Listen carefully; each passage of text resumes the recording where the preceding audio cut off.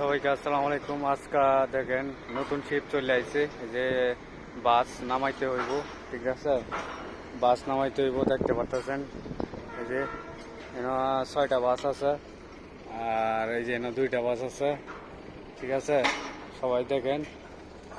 আর আজকে প্রথম আসছি, এটা নতুন আসছে, আসছে এরা যে সব কিছু কাজ কাম করতেছে সবাই, চাইনারা। আর এই জাহাজটা অনেকই, এই ক্যারেনগুলা অনেক শক্তিশালী ক্যারেন। ঠিক আছে, এই ক্যারেনটা 200 টন, আর এটা হচ্ছে 200 না, ওটা 250। এটা হচ্ছে 200, আর ওটা হচ্ছে আপনার 30 টন।